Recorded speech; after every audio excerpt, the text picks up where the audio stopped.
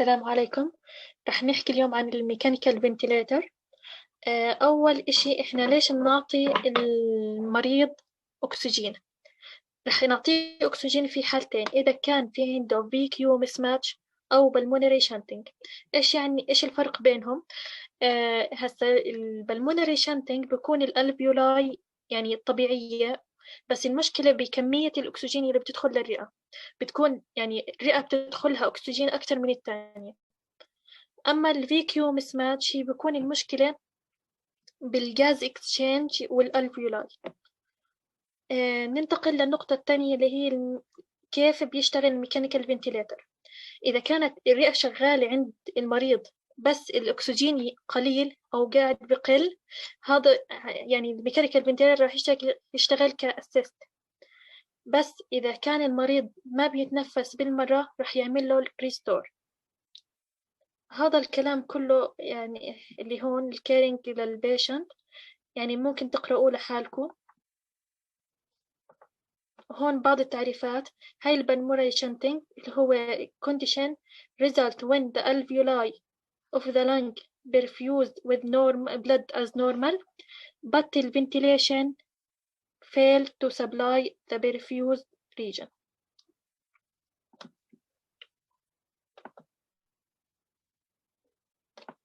هذا هو شكل الميكانيكال فنتيليتر.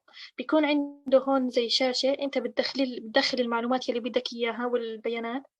راح يكون عنده 2 تيوبس، واحد طالع من الاثنين يعني متصلين بالفنتيليتر، بس واحد راح يعطي هواء للمريض وواحد راح ياخذ الهواء من المريض. بعديها هون في تيوب راح يدخل على المريض، وبكون المريض اصلا عنده تريكيلي تيوب. هون تعريف وأهداف، يعني تعريف الميكانيكال فنتيليتر وليش بنستخدمه ومتى بنستخدمه. هاي عنا هون بعضها هايبر كابنيا اللي هو زيادة في CO2، هايبوكسيميا اللي هو قلة في الO2.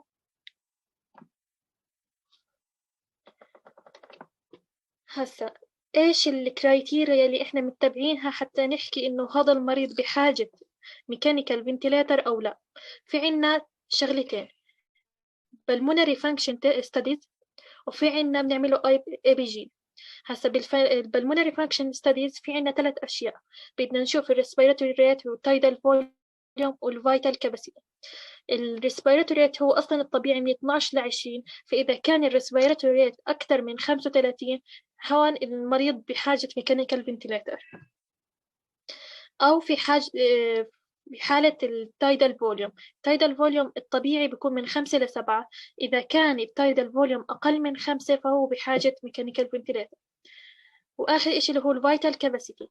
الفيتال كاباسيتي النورمال له من 65 ل 75، فإذا كان أقل من 15 فهو بحاجة لميكانيكال فنتيليتر. ننتقل للإشي الثاني اللي هو الأي بي جي. الأي بي جي رح نلاقي فيه البي اتش والأوتو والسي او 2. البي اتش الطبيعي من 7.35 ل 7.45. مثل المريض بحاجة ميكانيكال فنتيلاتر عندما يكون أقل من 7.25، يعني لما يكون في حالة أسيدوسيس.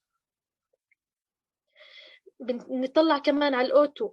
الأوتو الطبيعي من 75 ل 100، إذا كان الأوتو أقل من 60 فبنحطه على ميكانيكال فنتيلاتر. وآخر إشي السي او 2. السي او 2 الطبيعي من 35 ل 45، إذا كان أكثر من 50 فلازم نحطه على ميكانيكال فنتيلاتر. هون مكتوب عن الأدوات اللي رح نستخدمها في الانتيوبيشن. هاي الإشي يعني ممكن تحضروها فيديو وتعرفوا كيف بنعمل انتيوبيشن. ننتقل للإشي المهم يلي هو التايبس للميكانيكال فنتيلاتر. في عنا 2 تايبس، البوزيتيف بريشر والنيجاتيف بريشر. البوزيتيف بريشر احنا رح نشرح عنه بالتفصيل، وهو غالبا اللي رح تشوفوه يعني لما تطلعوا عن المستشفى. النيجاتيف بريشر اللي هو بسموه كمان ايرون لانج، هذا يعني غالبا ما رح يكون موجود. انتوا زي شايفين بالصورة هيو المريض محطوط جوا زي يعني كبسولة من الحديد. هذا ليش بحطوه هيك؟ عشان يعمل stimulation للبريثنج عند المريض. ننتقل للستيجز للميكانيكال فنتيلاتر. عندنا 4 مراحل: trigger, inspiratory, cycling وإكسبيراتوري. نبلش بأول واحدة اللي هو التريجر فيز. التريجر فيز هو يعني متى بدنا إحنا نبلش inhalation، يعني إيش الإشي إذا صار لازم يبلش inhalation.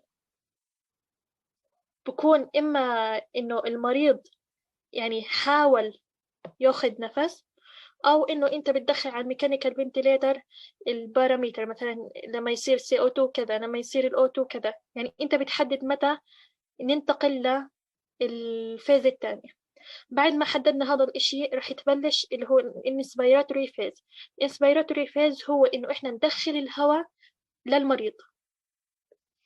المرحلة الثالثة اللي هو السايكلينج فيز. السايكلينج فيز هو من لما دخل الهواء للمريض لحد ما يعني لحد ما يصير اكسهاليشن، يعني قبل ما يصير اكسهاليشن بشوي. والآخر فيز اللي هو الاكسبيراتوري فيز هي إنه الهواء يلي دخل للبيشنت بده يطلع.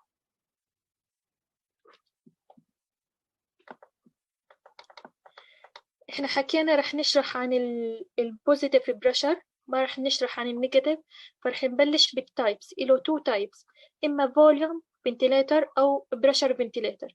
من اسمهم فوليوم، الفوليوم أنت بدك تحدد الفوليوم كم تعطي المريض، كم الجهاز يعطي المريض، 400 مل 500 مل، يعني حسب أنت شو بتحدد.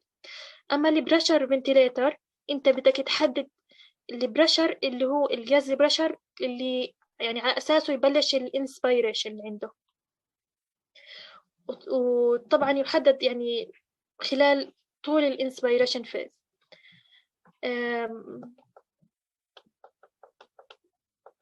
ننتقل لتصنيفاتهم أو المودز تبعونهم. المودز في عنا فوليوم مود وبريشر مود.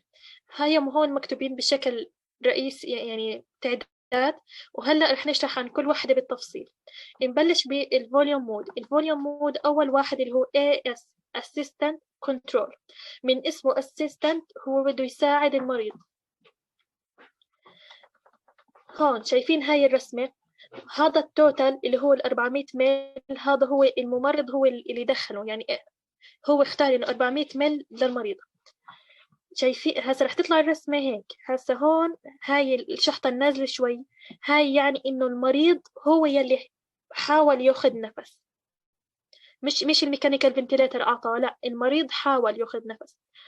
هسه مثلا لو المريض حاول ياخذ نفس واخذ مثلا 200 مل، احنا عندنا التوتال 400، فايش رح يجي الفنتيليتر بهاي المود رح يكمل له لل 400 مل، يعني رح يكمل له للتوتال. هو اخذ البيشنت اخذ 200، فاحنا رح نعطيه كمان 200 عشان يوصل لل 400 مل. بعد ما خلصنا هذا الاشي رح يستنى عليه فترة من الزمن. اذا المريض اخذ كمان نفس رح يرجع يعيد نفس الكرة. إذا ما أخذ نفس هو رح يعطيه 400 مل كاملة، يعني رح يعطيه التوتال.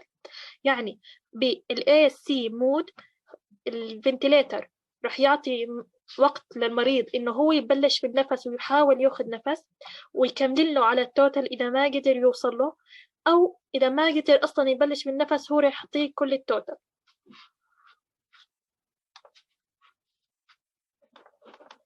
ننتقل للنوع الثاني من المودز اللي هو CMV. CMV بيختلف عن AC مود. CMV هو انت قررت مثلا التوتال 400، الميكانيكال فنتيليتر هو راح يعطي 400 للمريض، يعني زي كأنه ما بيخلي المريض يحاول ياخذ نفس. ننتقل للنوع الثالث اللي هو SIMV. SIMV يعني تشبه AC بس بتختلف مع بعض الأشياء. مثلا انت قررت انه التوتال عندك 400 مل، هو راح يخلي المريض يحاول ياخذ نفس بس ما رح يكمل له للتوتال. خلص المريض هيهان بلش ياخذ نفس، اخذ مثلا 200 مل، خلص وقف، ما رح يكمل له لل 400. بعدين بستنى عليه فترة من الزمن، إذا حاول ياخذ كان به وما رح يكمل له. لكن في حال مر الوقت والمريض ما أخذ يعني ما بلش بالنفس، هو رح يعطيه ال 400 كاملة. يعني نعيد ال AC مود هو بكمل له المود الثاني اللي هو لحظة نسيت الموضوع. ال CMV راح يعطيه ال400 كاملة، ما راح يخلي المريض ياخد نفس. ال SIMV راح يخلي المريض ياخد نفس وهو ما راح يكمل له، يعني خلاص قد ما أخذ خلاص انتهى.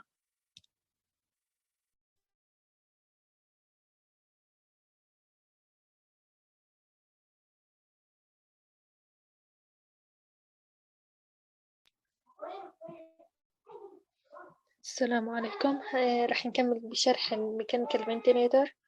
احنا شرحنا قبل عن الفوليوم مود، راح نبلش هسه على البريشر مود. البريشر مود عندنا 3: BSV، باي باب، وسي باب. البي اس في اللي هو بريشر سبورت فنتيليشن، احنا بنخلي المريض ياخد نفس واحنا بندعمه بالبريشر، يعني الفنتيليشن بدعمه. الباي باب والسي باب الفرق بينهم كتير بسيط. الباي باب انه انا بعطي للفنتيليشن، بعطي المريض بريشر خلال الانسبيريشن يختلف تماما عن البريشر خلال الاكسبيريشن. اما بالسي باب اللي هو البريشر خلال الانسبيريشن نفس القيمة خلال الاكسبيريشن. في هون سيتنج راح احنا كممرضين او يعني كهيلث كير بروفايدر راح يهم اللي يتحكموا فيها. اول واحدة ال FiO2. ال FiO2 عنده نقطة مهمة إنه أنا ممنوع أعطيه أكثر من 60% لفترة طويلة، لأنه رح يؤدي إلى انفجار الألفيولاي. لكن في حالات مثلا بعد CPR بعطي 100%، لكن لوقت قصير فقط. تايدال فوليوم، الفلوريت اللي هو السرعة اللي بيعطي فيها الهواء، respiratory rate، المينت فوليوم. إيش يعني مينت فوليوم؟ مينت فوليوم كمية الهواء خلال الدقيقة. كيف بنحسبها؟ التايدال فوليوم في الريسبيراتوري ريت.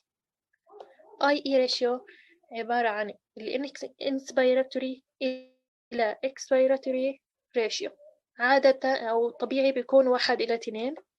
site، peak pressure، والsensitivity. بعدها انتقلوا لموضوع الكومبليكيشن. الكومبليكيشن مقسمة إلى أكثر من شغلة: الايرواي، ميكانيكال، artificial، يعني فقط قراءة.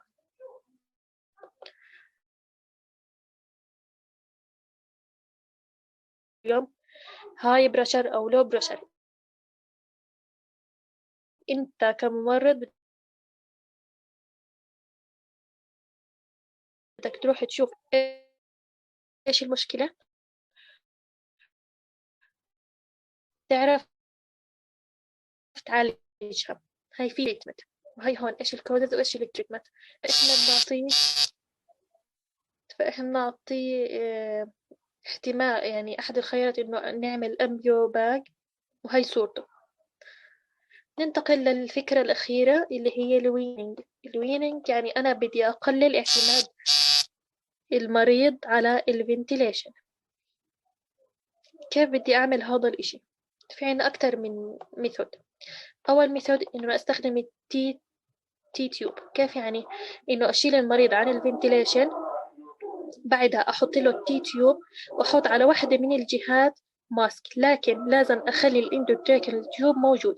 ليش؟ لأنه هاي الشغلة ما بتزبط من أول مرة، فاحتمال المريض يعني نحتاج إن نعمل له اندوتراكيال تيوب من أول وجديد. فأنا ليش أغلب حالي؟ بخليه موجود، إذا ما زبط برجعه على الفنتيليشن. الطريقة الثانية اللي هو السيباب، عن طريق إنه أنا بقلل عدد البريث اللي بنعطيها من الفنتيليشن. الاس اي ام في انه انا بخلي المريض يعتمد على نفسه وهو اللي يعمل البريثنج بدون ما اعطيه يعني دعم من الفنتيليشن. البي اس بي بقلل اعتماده عليه بس لازم يكون تدريجيا، ويعتمد على التايدال فوليوم تبعت المريض والريسبيراتوري ريت. هسا انا متى بحدد انه هذا مريض بقدر اعمل له وينينج ولا لا؟ عندنا اكثر من شغله، اللي يكون اويك، هيمودايناميك ستيبل، اي بي جي على البيز لاين، في هون ممكن نعمله اكس راي، هيماتوكريت، بنشوف التمبرتشر. هسا ايش ادوارنا كممرضين قبل وخلال وبعد الويننج؟ قبل في هون اكثر من شغله. ممكن نعمل اسس للمريض إذا هو جاهز يعمل ويننج ولا لا، بشرح له إيش يعني، وفي أكثر من نقطة بتقدر تقرأوهم، مش بحاجة أي شيء. خلال الويننج هسا بدنا ننتبه، إحنا الويننج بنعمله مرة واحدة باليوم، ويفضل خلال الصباح.